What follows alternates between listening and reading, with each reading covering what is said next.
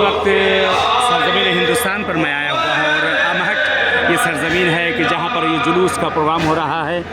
और खुदा का शुक्र है इस वक्त अज़ादारों को आप लोग देख सकते हैं। और ये इस वक्त प्रोग्राम दुनिया के कोने कोने में नशर हो रहा है कि जिसे आप इस वक्त देख रहे हैं। ये प्रोग्राम ऐसा है कि ज़मीन से कि यानी वो कारवान जो लुट कर आया था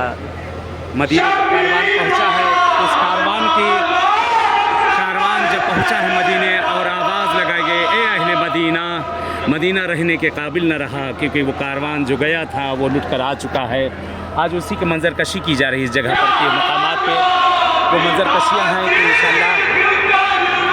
कि वो मंजर कशी यहाँ पर की जा रही है उस कारवान की उसी चीज़ की है कि खुदावंद आलम इंशाअल्लाह तौफीक दे आप सबको भी इन सब बारगाहों में इन सब जगहों पे आना नसीब करें इंशाअल्लाह खुदावंद आलम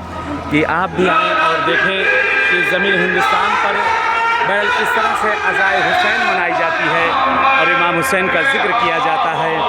कि एक आपने देखा वो दुनिया के माहौल में जो कैसा होता है, लेकिन एक यहाँ का सरज़मीन हिंदुस्तान का माहौल आप देखें कि अज़ाए हुसैन को किस तरह से यहाँ मनाया जा रहा है और वो सारी मंजर कशियाँ जिस तरीके से कारवान वारिद हुआ है और वो वरूद